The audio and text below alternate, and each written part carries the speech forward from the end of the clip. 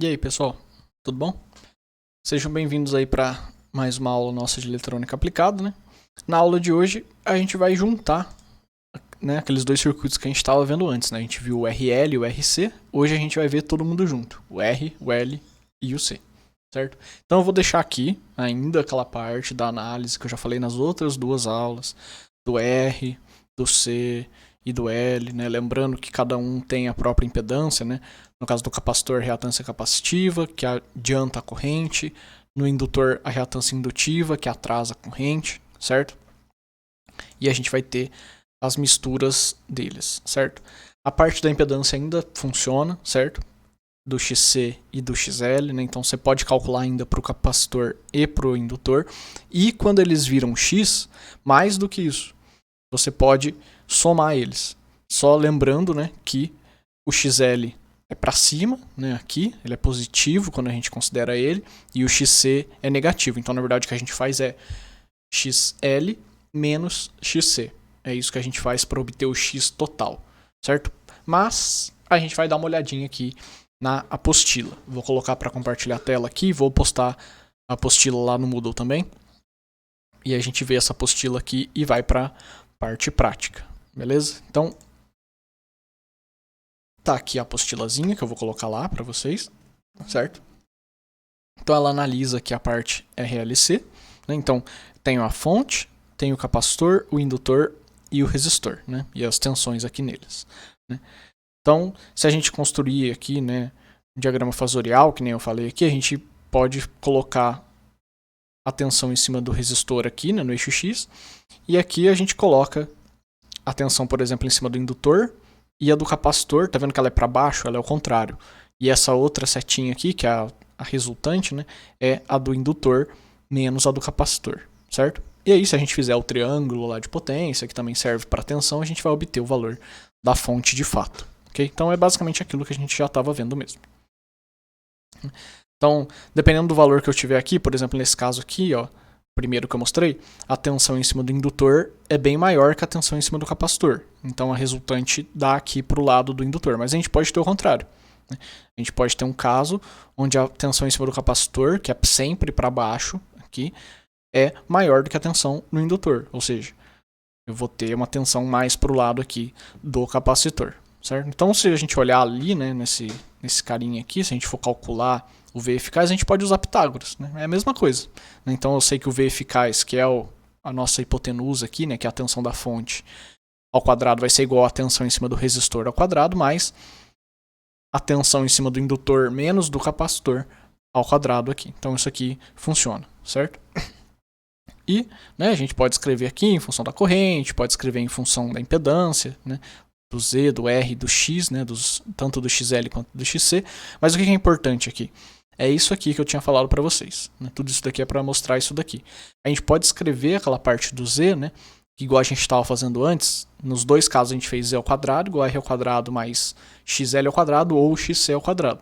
Aqui a gente está com os dois. Então a gente precisa fazer XL menos XC ao quadrado. Então quando vocês forem calcular a impedância lá no relatório, vocês vão ter que usar esse cara aqui, né? Além dessa formulazinha aqui que a gente já está usando geralmente, né? Então vocês vão usar essa formulazinha aqui e vão usar essa daqui também, certo?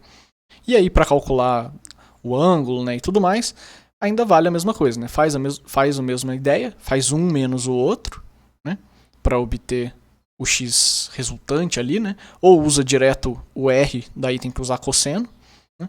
Ou lembra de fazer um menos o outro, né? Lembrando que os três casos aqui são iguais, né? Porque é identidade trigonométrica. Eu tenho triângulo de impedância, posso usar seno, cosseno ou tangente. É só lembrar do que a gente está usando.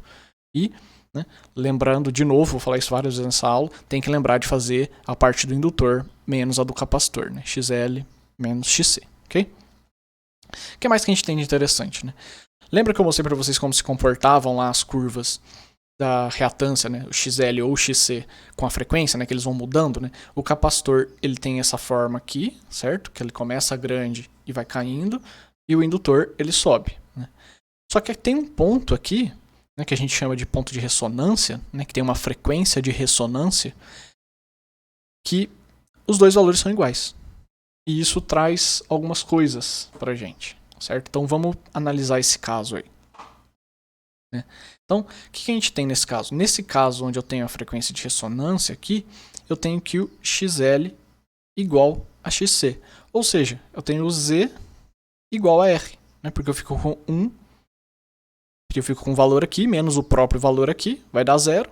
Então, o Z fica igual a R. Então, nesse caso aqui, né, eu teria o Z sendo a própria resistência. Então, e nesse caso, obviamente, né, eu não vou ter a corrente defasada da tensão e tudo mais. E a gente pode calcular isso, né? Quando que eu tenho, né, esse F aqui, frequência de ressonância, lembrando, né, esse F0. Quando que eu tenho ela? Eu tenho quando XL é igual a XC, então eu posso igualar XL a XC, né? Essa aqui é a fórmula do XL e essa aqui é a fórmula do XC, usando a frequência de corte aqui. Eu posso isolar e calcular o valor da minha frequência de corte, baseado aí nessas grandezas. Então, se eu isolo aqui, eu calculo que a frequência de corte é 1 sobre 2π raiz de LC. Ou seja, usando o valor da indutância e da capacitância, eu consigo calcular o valor aqui da minha frequência de ressonância. Okay? E a gente consegue, né, levantar o gráfico, né, de como é que fica a impedância pela frequência. Né? Se eu for variando a frequência, eu consigo ir vendo a impedância. Ela costuma fazer isso aqui, né, ter esse formato, tendo o valor mínimo dela aqui quando ela tem a resistência. E, né, quando o valor dela é igual à resistência, igual a gente viu ali na ressonância, né, na própria frequência de ressonância. E a gente pode analisar também a corrente, ao invés de analisar a impedância. Quando a gente analisa a corrente, o que a gente tem é isso aqui. Né? Eu tenho um gráfico que começa com uma corrente menor, né, que é relativa a isso aqui. Né? Se eu tenho uma impedância maior, eu vou ter uma corrente menor, então ela vai vir menor. Vai chegar no máximo lá na minha frequência de ressonância. Então, na minha ressonância, eu tenho a frequência máxima, né, porque eu só tenho a resistência, as duas reatâncias lá se cancelam. E aí, depois disso, volta a cair a corrente aqui conforme a frequência aumenta, certo? Igual aqui, a impedância sobe conforme a frequência aumenta. Certo? Então, a gente tem aquele mínimo lá, né, naquela corrente zero, que é quando o Z é igual a R. Né? Então dá para calcular aqui quando que isso aconteceria e tudo mais, mas a gente não vai usar isso daqui, mas fica aqui para vocês. Né? Além disso, a gente tem uma outra coisa que a gente chama aqui, que é a frequência de corte, que a gente calculou dessa forma aqui. É o I0 dividido por raiz de 2. Né? O I0 aqui é a frequência é o I de ressonância. Né? É a corrente que eu tenho quando eu tenho a frequência de ressonância. Esse I de corte aqui, a gente pode calcular ele para saber quais são o que a gente chama de frequência de corte. Ou seja, se eu olhar para a minha curva, né, de corrente por frequência, né, que tem esse comportamento que eu já expliquei para vocês, porque aqui eu tenho mais impedância, aqui eu tenho a impedância mínima, que é só a resistência, e depois ela volta a cair a corrente aqui, porque a impedância volta a subir depois desse F0, que é a frequência de ressonância. A gente define aqui, né, como frequência de corte, onde eu tenho essa corrente aqui, então, de I0 por raiz de 2. Né? Por quê? Porque são as frequências onde abaixo disso e acima disso eu tenho valores muito pequenos. A gente usa esse raiz de 2, vocês vão ver lá aquele negócio de decibel depois e tudo mais, de potência, né, quando a gente fala de amplificador e tudo mais. Mas já fica aqui para vocês a teoria dessa ideia da frequência. Né? Então a gente tem uma frequência de corte inferior e uma frequência de corte superior. Certo? Então, um valor de frequência aqui, onde a corrente passa desse I0 aqui, que é o máximo, dividido por raiz de 2, vai ter esse comportamento lá até o máximo, cair de novo até esse valor de I0 por raiz de 2. Aí depois disso daqui, né, ela continua caindo. Então, esses dois pontos aqui são importantes, que é a corrente de corte inferior, né, a frequência de corte inferior e a frequência de corte superior. Né? E aí, as frequências que eu tenho aqui, né, entre essas duas frequências, a de corte inferior e a de corte superior, é o que a gente chama de largura de banda. Né? Então, quando eu tenho lá um circuito e eu só quero que passe uma largura de banda, né, eu só quero que passe o sinal de algumas frequências, eu ajusto o circuito, né, para passar só essa partezinha da curva aqui. Né? Então, todas as correntes que forem abaixo ali de 0 raiz de 2, eu estou falando que não vão passar desse meu filtro. Ok? A gente fala mais disso na aula também, né? Então, se vocês estão vendo isso aqui pela primeira vez, pode ficar um pouco de dúvida. Mas lá na aula a gente conversa, né? Então aqui tem um exemplinho para mostrar, né, isso daí. Então tem aqui um capacitor, né, tem um indutor e um resistor, temos a fonte, então dá para calcular a reatância. Então primeiro a reatância capacitiva, 1 sobre 2πfc, né, então 2π, 60, que é a frequência, e o valor do capacitor, né, que não pode esquecer da unidade, senão dá problema. 0,47 microfarad, então 0,47 10 a sexta. Então ele calcula aqui essa reatância do capacitor. Depois ele calcula a reatância do indutor, 2πfl, né, então 2π, F que é 60, frequência, e 10 que é o valor do indutor, 10 Henry aqui. Então 3.770 ohms. E aí agora ele calcula a impedância de fato, né, o Z. E como que ele faz? Ele faz um menos o outro. Né? Então ele faz aqui R ao quadrado. Aqui ele faz XC menos XL, que não é exatamente o que a gente costuma fazer, a gente faz XL menos XC, só que como está ao quadrado, né, tanto faz. Quando eu elevo ao quadrado, se for negativo vai ficar positivo mesmo, então não vai fazer diferença. Mas tentem fazer sempre XL menos XC para vocês não se confundirem. Né? Lembrem que o indutor está sempre para cima e o capacitor está sempre para baixo, quando a gente fala de reatância. Então façam o contrário disso daqui, mas funciona porque está ao quadrado. Né? Como está ao quadrado, tanto faz a ordem aqui. Então o que ele faz é R ao quadrado, né, que é a parte real, mais a parte imaginária, que é essa parte aqui das reatâncias. Então uma menos a outra, mas de novo, podia fazer esse menos esse que também ia funcionar. E aí ele consegue calcular o valor de Z. Né? Aí ele calcula a corrente eficaz, né? Então ele faz o V eficaz, que é lá da fonte, dividido pela impedância. Né?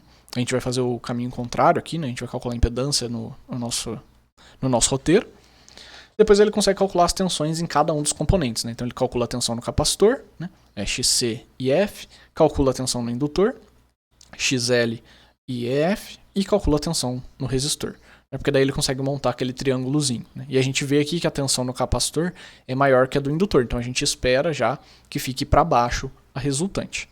Certo? Ele calcula também o ângulo do lado de fasagem. Né? Ele usa aqui o arcosseno. Então ele tem que fazer um menos o outro, né? Dividido pelo eficaz. De novo, aqui ele faz o contrário lá do que a gente faz, mas como é seno, ele lembra que é para baixo, não tem problema. Né? Só que, na dúvida, faz sempre do indutor menos do capacitor para vocês não se confundirem. Aqui ele está fazendo isso porque funciona nos dois. Aí ele monta o diagrama fasorial e aí a gente vê aquilo que eu falei, né? A tensão do capacitor é maior, ela está sempre para baixo. A do indutor é para cima. Quando eu faço esse aqui menos esse aqui, né? Na verdade seria esse menos esse, eu fico com a tensão para baixo aqui, né? Porque esse cara é menor. Então a resultante aqui da parte imaginária é 49,4 para baixo. A do resistor é essa daqui mesmo, né? Que a gente já tinha calculado, 87 volts. Tensão em cima do resistor. Então ele pode fazer aqui o triângulozinho certinho. Beleza? E aí ele vem aqui no cálculo lá das frequências, né? Então como que ele calcularia a frequência de ressonância? É 1 sobre 2π raiz de LC. Então 2π, 10 que é o valor da indutância, e 0,47, 10 a menos 6, que é o valor do capacitor. Então ele chegaria aqui que o valor da minha frequência de ressonância é 73,41. Né? E aí ele calcula, né, quais seriam então essas reatâncias quando eu tenho esse valor de frequência. Ele vem aqui e calcula o XC, dá esse valor, né, usando esse valor que ele obteve, calcula o XL e a gente vê que realmente é igual, então bateu. E aí se ele calcular a impedância, né, obviamente como esse aqui é igual a esse, vai dar zero essa parte, o Z vai ficar igual ao R. E aí ele calcula aqui só para mostrar, né, que se eu tiver a minha corrente e eu calcular agora a tensão em cima de cada um dos componentes, eu vou ter tensão igual no capacitor e no indutor.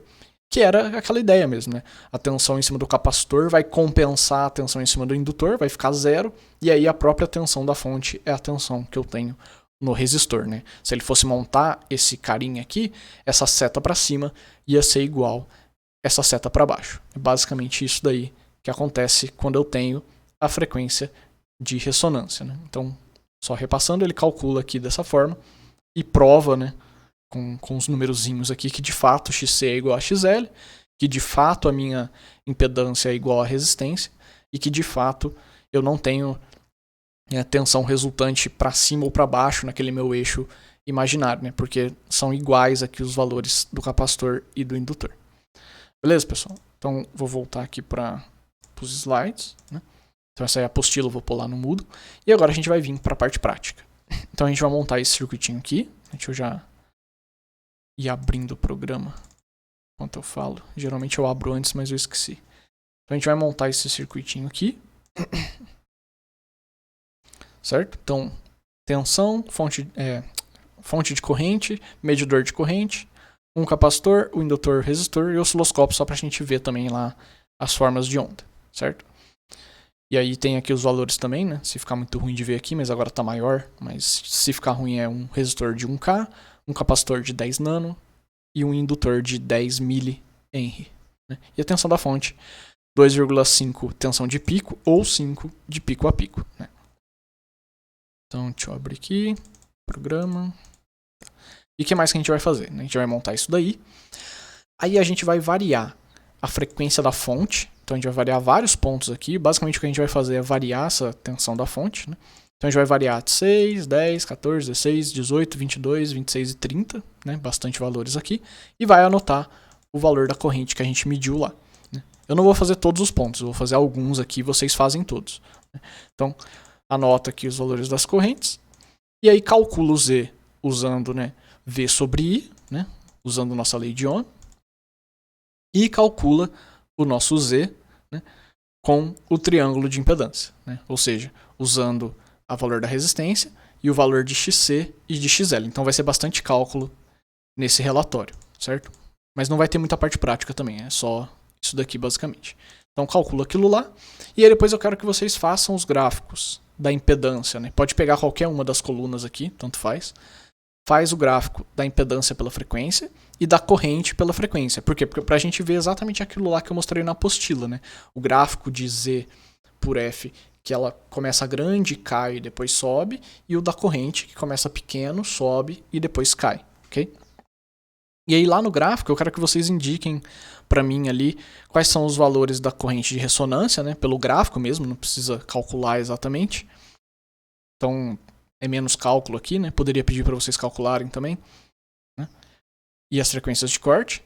Né? Então só indicar ali onde você acha não, é onde com os pontos que você obteve, onde que é o mínimo de corrente e onde que é o mínimo dividido por raiz de 2, né? Que são as frequências de corte dos dois lados. Né? Então indica lá no gráficozinho de I sobre F, certo? E depois escolhe duas frequências e mostra o print do osciloscópio indicando onde que cada curva é medida. De novo, não precisa aqui discutir qual é o ângulo e tudo mais, porque é mais complicado de calcular. Mas mostra para mim, né, a curva aqui com... escolhe duas frequências e mostra as curvas com as três curvinhas, né, antes do capacitor, depois do capacitor e depois do indutor, pra gente ver que vai ter alguma diferença ali, né, dependendo do valor da frequência que a gente tiver. Ok? Vou adicionar aqui mais uma parte só para garantir, né? Então, calcule o valor da frequência de corte. Então a gente tem o valor do... É bem fácil, né? Lembra lá, né? 2π raiz de LC, né? É 1 sobre isso. Então é só usar o valor de C e de L, né? Então vou até voltar aqui para garantir que todo mundo lembra. Então calcula usando essa formulazinha aqui, né? 1 sobre 2π raiz de LC. Calcula aí o valor da frequência de corte também, né? Para comparar se deu com o valor do gráfico, ok? Então, vamos para a parte prática, que é basicamente montar isso daqui e medir a corrente variando a frequência, certo? Então, vamos lá. Então, a gente vai precisar, né? Estamos aqui do Vecine. Né? Então, Vecine. Vamos precisar do Res. Vamos precisar do Res. Vamos precisar do Cap. E vamos precisar do Inductor. Lembrando que vamos usar esse device aqui, né, Generic Inductor. Não é para usar o que tem um pontinho. Vamos usar o outro que é o mais comum aqui de usar. Certo? Então são esses caras. Então já vou colocar aqui mais ou menos. Depois eu arrumo. Capacitor, indutor e resistor. Já vou colocar aqui o ground. Vou colocar o osciloscópio aqui, né? Mas depois eu ligo ele e vou colocar o amperímetro. Beleza. Então depois a gente mexe com o osciloscópio, né? Porque é só pra mostrar a curva, né? Então vira, vira e vira.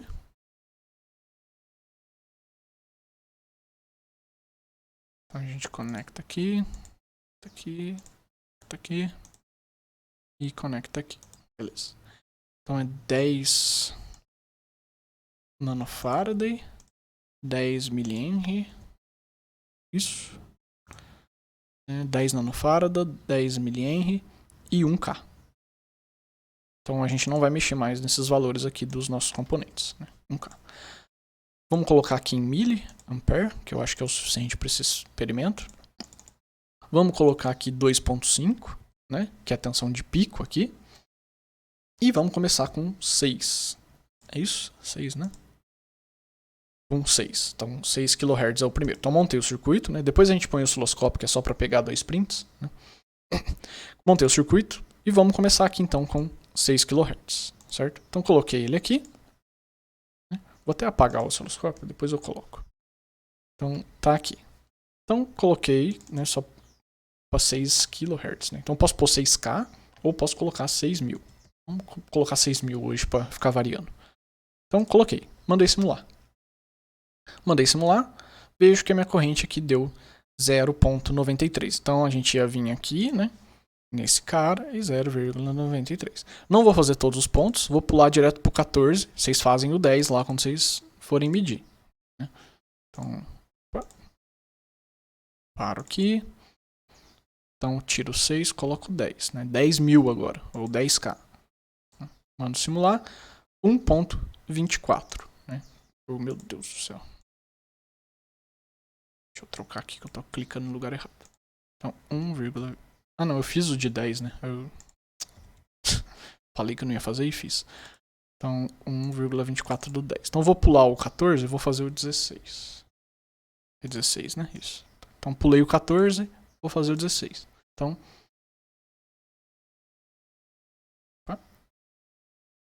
tá pensando aqui.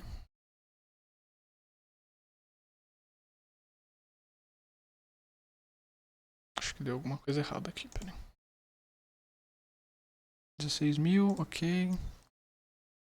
Pode ser que seja a de ressonância e daí ele tá com problema. Estranho que eu tinha testado esse 16 ontem. Deixa eu ver se eu não fiz alguma coisa errada, peraí.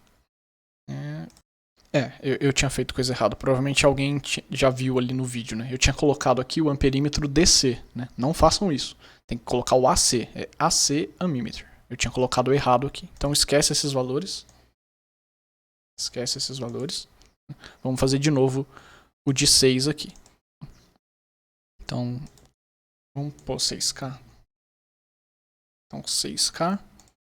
Mando rodar 0,72. Então, aqui 0,72. Eu vou pular o de 10, vou fazer o de 14. Então, vem aqui. Vou deixar com K hoje. Agora, né? 14K. Mando simular. Deu 1.71. Então aqui deu 1.71. Né? Tudo miliampere, né, gente? Não esqueçam de pôr a unidade. Vou pular o 16, vou fazer o 18. Então venho aqui. Vou colocar o 18, vocês fazem o de 16. Mando simular. Deu 1.7. Então, 1.7. Então aqui deu 1,7 miliampere. O que a gente vê aqui já, né, gente? A corrente estava crescendo, que é o que a gente esperava, que é aquela curvinha, né? E aí depois ela chegou, né, no mínimo aqui, no máximo, e agora ela começou a cair, né? Então talvez o máximo esteja ou aqui no 16 ou no 14, né? Então vocês fazem lá para vocês verem lá e depois compararem com o valor da frequência de corte, da frequência de ressonância que vocês vão calcular, ok? Então provavelmente a frequência de ressonância está entre esses valores aqui, 14, 16 ou 18, ou alguma coisa ali entre eles, né? Então vou fazer o último aqui de 26, vocês fazem depois o de 22 e o de 30 também. Mas com 26, a gente já vai ver que a corrente vai diminuir. Então 18 aqui, vou pôr 26. Ela estava em 1.7, ela vai cair. Tá vendo? Ó, já caiu para 1.2 ali mais ou menos. 1.21. Então aqui é 1,21, né, miliampere. Ou seja, a gente vê que de fato a corrente tem aquele comportamento, né? Ela começa subindo e depois ela cai. Ela chega no máximo e depois começa a cair de novo, né? Se a gente tivesse mais valores de frequência para um lado ou para o outro, a gente conseguiria construir aquela curva exata, né? Mas aqui, como a gente não pegou exatamente, não vai ficar aquele negócio simétrico, bonitinho, igual da apostila, né? Provavelmente o braço aqui desse lado vai ser um pouco maior, mas ele vai dar para ver aquela parte que chega no máximo e depois cai. Vai dar para ver aquilo lá certinho, certo? Então o que vocês vão fazer, né? Vocês vão pegar isso daí, vocês vão completar, né, todos aqui, vão calcular o Z usando esse valor aqui, né? Lembrando que esse valor é eficaz, né? E usando o valor da tensão da fonte, né? Lembrando que isso aqui é a tensão de pico, então tem que dividir por raiz de 2, né? Vou colocar aqui para todo mundo lembrar. Lembrar de dividir V por raiz de 2. Por raiz de 2, né? Não esqueçam disso. Calcula aqui e depois calcula o Z usando o triângulo de impedância. Aqui vai dar bastante conta, mas depois que vocês colocarem lá, né, fica mais fácil de repetir. Mas calculem aqui, né, o valor das impedâncias pelo triângulo de impedância para a gente confirmar que tá batendo aqui, né. Lembrando que é sempre em ohms isso daqui, né?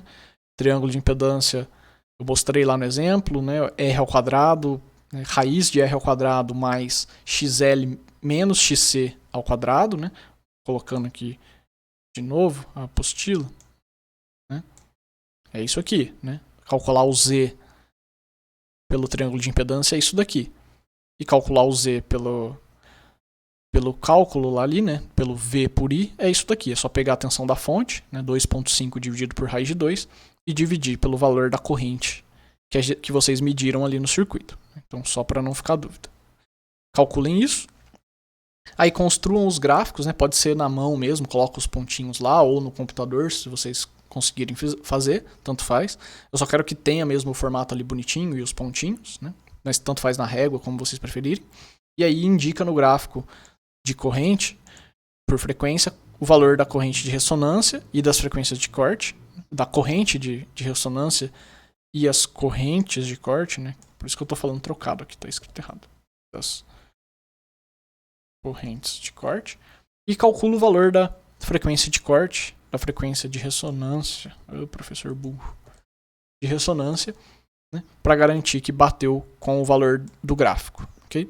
E aí escolhe duas frequências e mostra o print do osciloscópio, que eu vou fazer agora para a gente ver aqui. Então vou pôr o osciloscópio de novo. Para aqui a simulação. Vou pôr o osciloscópio de novo. E vou colocar 3 pontos aqui só para a gente ver.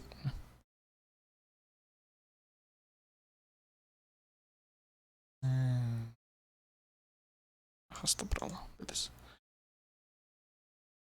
Arrasta um pouquinho mais. Não estou feliz com esse cara aqui. Beleza. Então, um antes do capacitor, um no meio do indutor, um no meio do resistor. Então, esse aqui era 26, né?